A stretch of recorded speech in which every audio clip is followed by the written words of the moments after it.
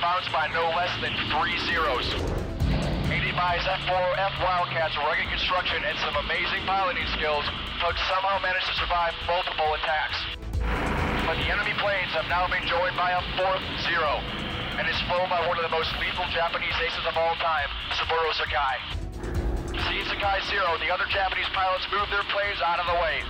It looks like they're differentially letting their famous colleague take what appears to be an easy kill.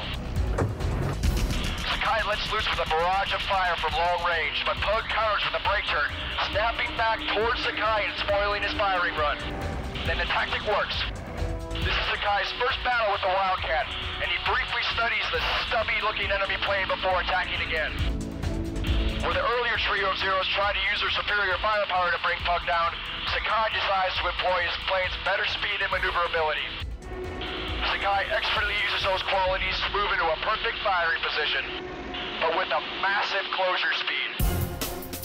At the last second, Pug turns out of Sakai's sights.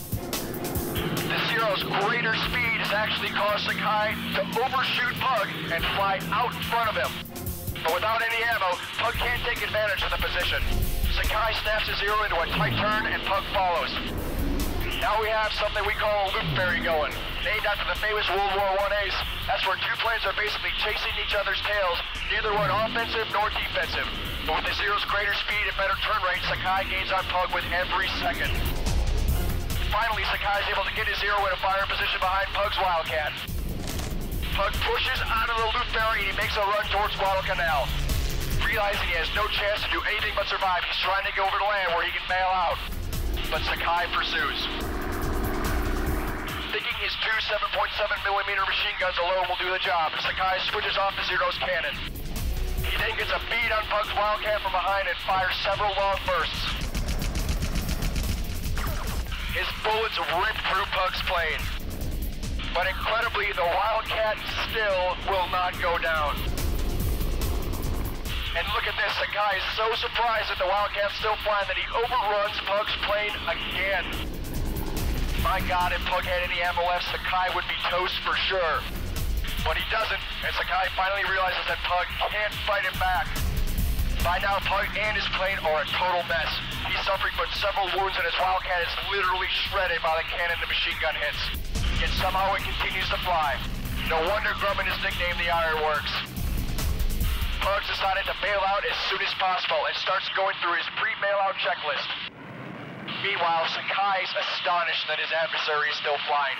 He slows the Zero until it's just a beam of Pug. This is incredible. Sakai's flying along, looking at Pug in his plane in amazement. Pug looks over briefly, wondering what the hell Sakai's doing, but he quickly goes back to his checklist. Now Sakai's actually shaking his fist at Pug. I'm not sure, but since he knows Pug can't fly back, he may believe that there's no honor left in making this kill. Yet Sakai knows that there's no other choice but to deliver the final blow. He chops the throttle and drops behind Pug's spattered plane. He switches on the pair of 20mm cannons in his Zero's wings and takes careful aim. Pug pulls up sharply in a last, desperate attempt to avoid Sakai's fire, but Sakai gets a good firing angle anyway and opens up. It looks like he's purposely shooting the plane and not the pilot. He scores hits all over the Wildcat and it finally bursts into flames. Pug manages to bail out just as his fighter tumbles over and breaks apart.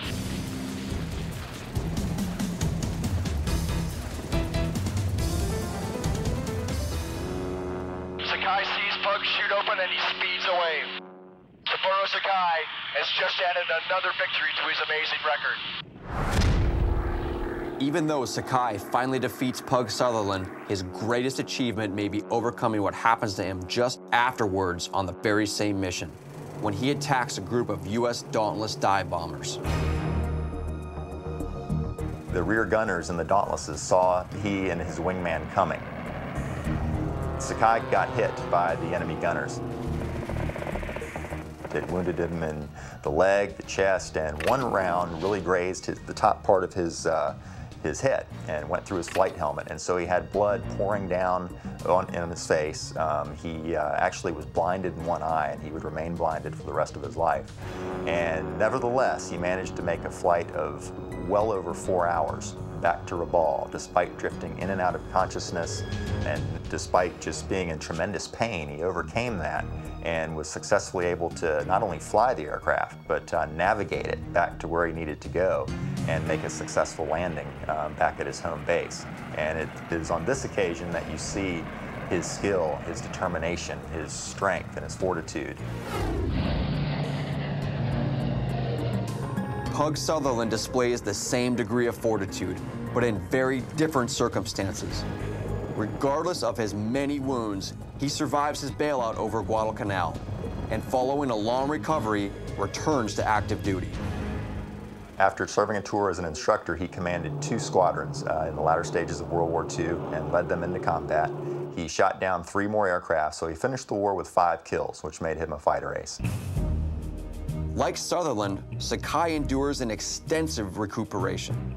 Despite being blind in one eye, he also returns to combat, ending the war with a claimed total of 64 victories.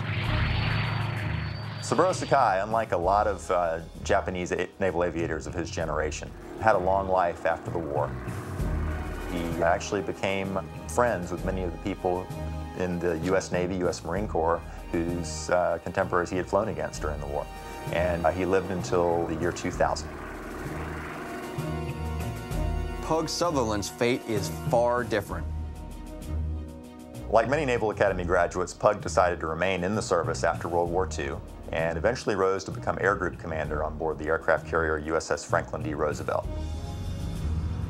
In 1949, while flying his F-4U Corsair, he's tragically killed in an operational accident. Yet, in a way, both Pug Sutherland and Saburo Sakai are still with us. As the deeds of men lived long after them, the deeds of these 2 extraordinary combat pilots shine just as brightly today, as they will for all time. Sometimes the guts and skill of a great pilot can transform even an obsolescent plane into a potent combat platform. James Pug Sutherland proved this in August 1942 over Guadalcanal by flying his F-4F Wildcat to a standoff against 3 faster and more maneuverable Japanese Zeros. He was ultimately shot down by a 4th Zero, this one piloted by the legendary Saburo Sakai. But that just goes to show you that a great plane flown by a great pilot is usually an unbeatable combination. I'm Major Paul Moga. I'll see you next time on Showdown Air Combat.